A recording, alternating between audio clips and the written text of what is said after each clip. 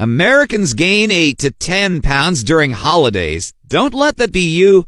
I don't know whether to blame Orange Theory Fitness or the ignorant girls making this video, but the level of discrimination in this messaging is a crying shame.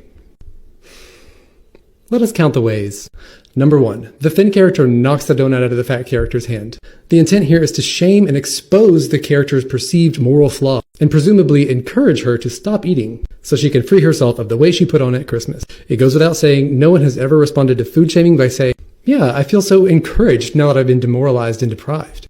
But beyond that, this policing of food choices is what people do to fat folks all the time, and it's got to stop. Then the obviously thin girl comedically wearing a fat suit is a total power move disguised as comedy. Dear thin people, by mockingly portraying a fat body, we dehumanize fat folks and reinforce the stereotype that they are inferior.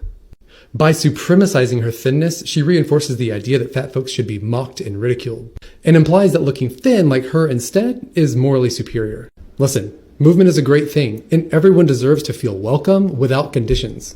But those spaces become hostile when ignorant a-holes like this hold their bodies up as pinnacles of success. And adding to it the fat suit issue is that the suit is a sumo wrestler suit, which also is not good. I think that girl was afraid of even touching that donut with her mouth. This whole thing is terrible. Throughout this video, we're delving into one of the most talked about diets, the ketogenic diet, or as many call it, the keto diet. Stick around as we break down the science behind ketosis and explore the pros and cons of the keto diet. And I hate waking up because of how hard and painful it is being in this body now. I can't really lay down anymore, you know?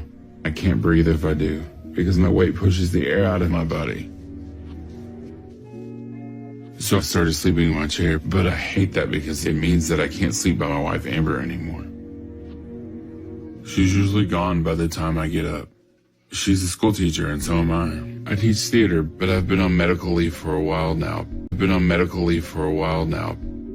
of how hard it is for me to get around at the size I'm at. I'm at a point now where it's painful to do anything. I think other people take for granted the ability to just move, you know, and not be in pain all the time. Like, I'm constantly in pain even sitting.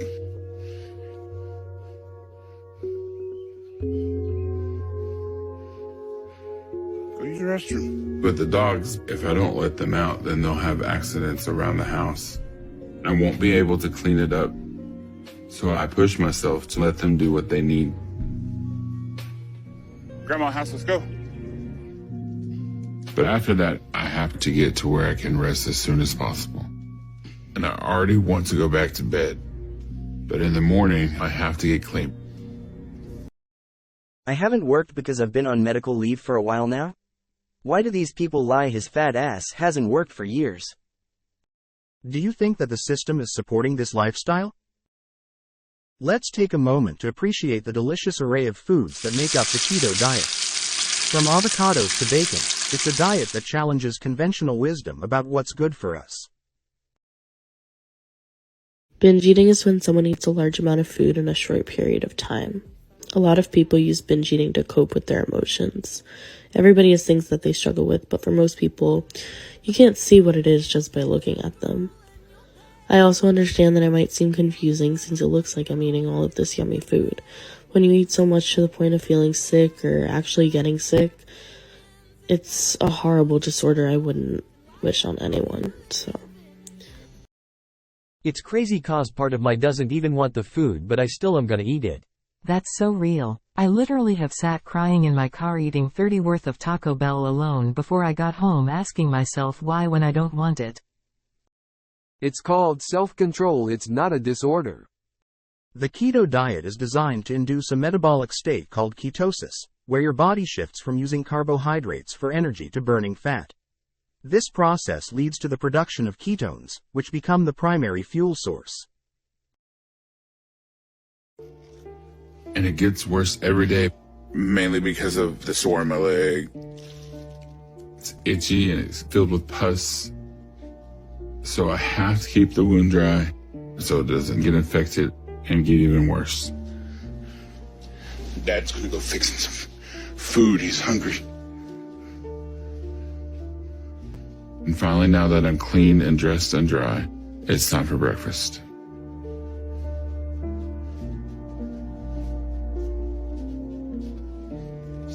There isn't a moment where I'm not craving something to eat. No matter what I'm facing, food will make it better. Food is my relief and my comfort, and it's what I constantly want. Food is the only thing in the world that doesn't talk back unless it gives you acid reflux. It's just gonna make you feel better. And when I'm eating, it's euphoric. It's like this feeling of relief from whatever negative emotion I have going on at that time. And so even though a meal like this will make me really full, I'll keep eating and eating. Because that craving never goes away. And it's always been there for me.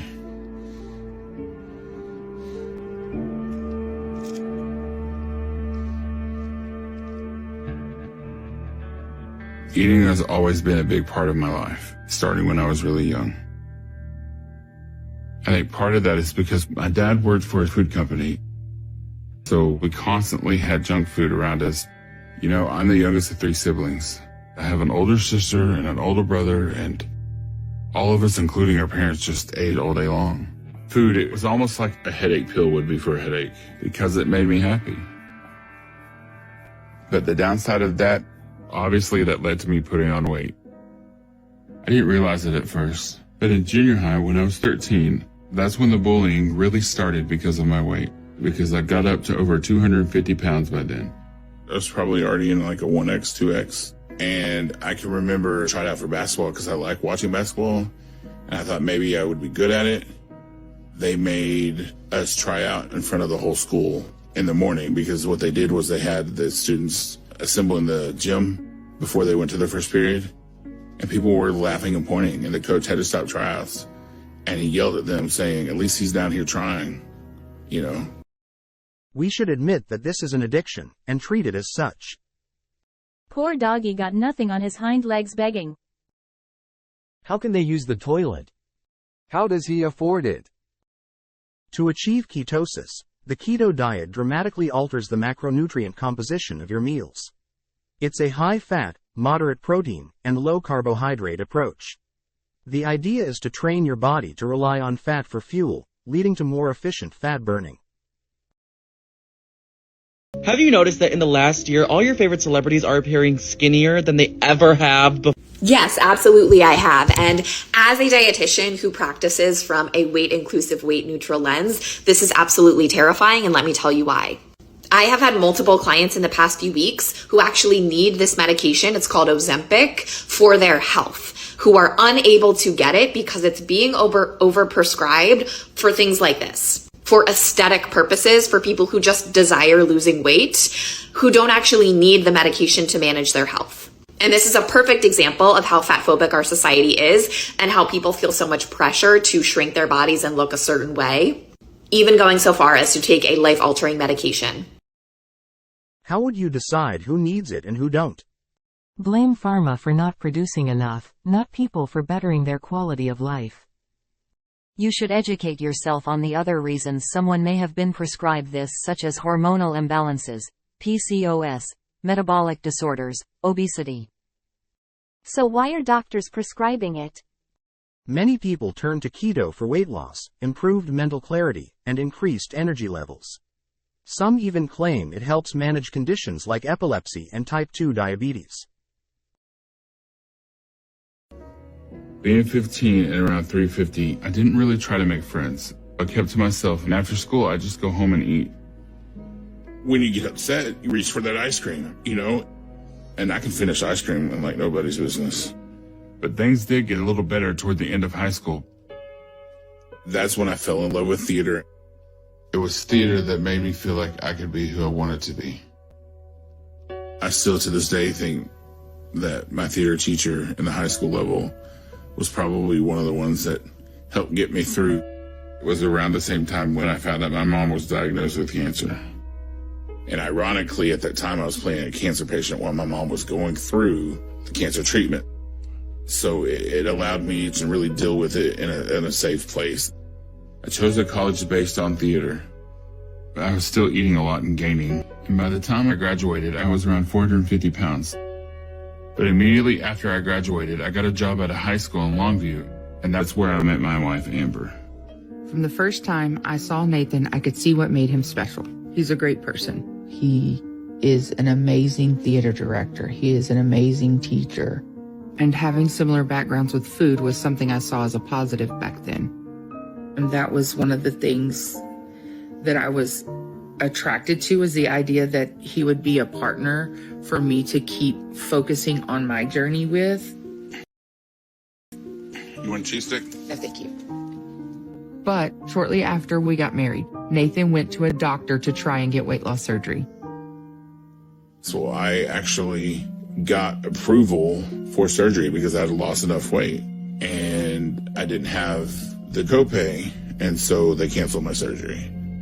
And I guess at that point I was like, forget it, I'm done. I'm just eating however I want to. You want a bite? Last bite of sweets? Sure. That's when all of his motivation went by the wayside really quickly. I guess I felt like I wasn't good enough. And I know that disappointed Amber a lot because she didn't hide her disappointment in me at all when I started gaining again. She has no room to talk. Adapting to the keto lifestyle can be tough initially, leading to what's commonly known as the keto flu. It's important to monitor your nutrient intake and stay hydrated to avoid potential pitfalls. Let me make something abundantly clear to you right now. My desirability will always come into question. I will always go to the headspace of wondering how lovable and fuckable I am because I grew up a fat person who felt completely undesirable my whole life.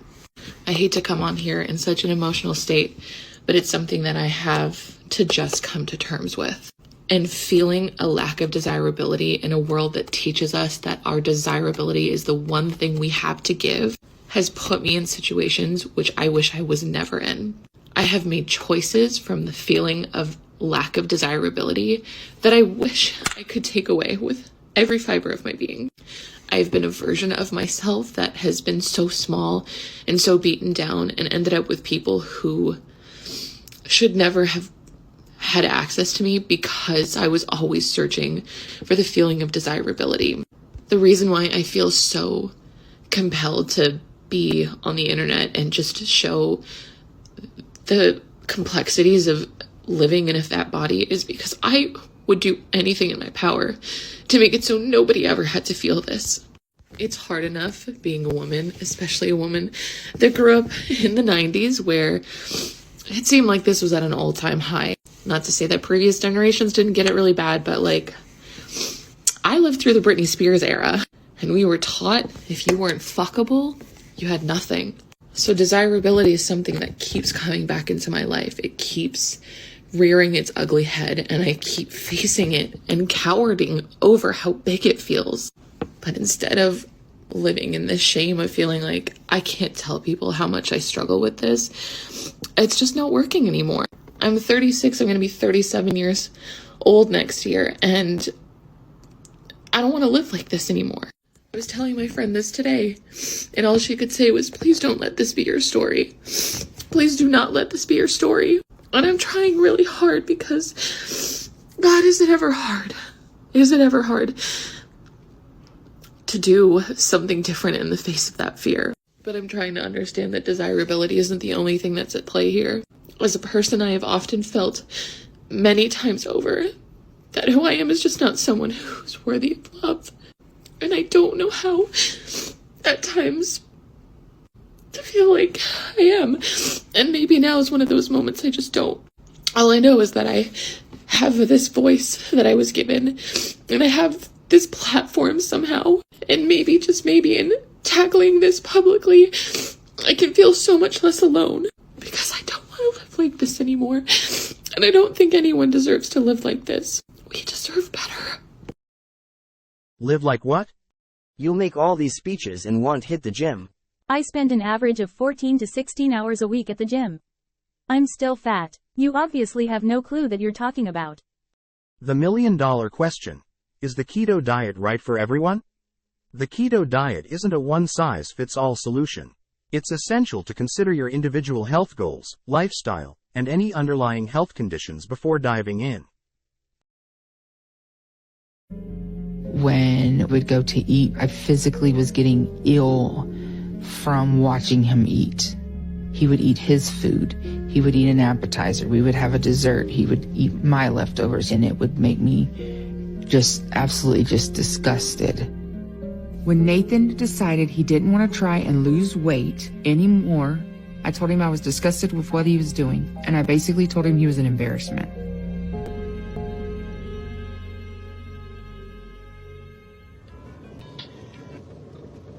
I'm driving to the grocery store because that's what me and Dad needed to do.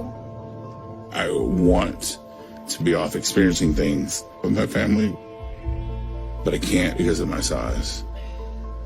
And now I feel like grocery shopping is the only thing that me and Amber really have left together. And it's the only thing we do together aside from eating. And if you took eating and food out of our relationship, we wouldn't have anything left now, really. Cards. Thank God. Yeah. Ow, ow. For 3 years, Nathan's health has not allowed us to completely do those things that we enjoy. And our relationship is very strained because of the amount of care that I have to give him. And I miss being able to have, I guess, an intimate relationship, not like a sexual relationship, because Nathan and I have never. That's not what it's about, but just like being able to spend quality time with each other where it doesn't involve care. That's what I want that we don't have anymore. And I'm very scared I'm going to be just like Nathan, I would say within the next 4 to 5. Isn't she a bitch? Ma'am? I'm confused. The kettle calling the pot black. No mirrors in your house? If you're thinking about trying the keto diet, here are some tips for success. Plan your meals, focus on whole foods, and don't forget to consult with a healthcare professional before making any significant dietary changes.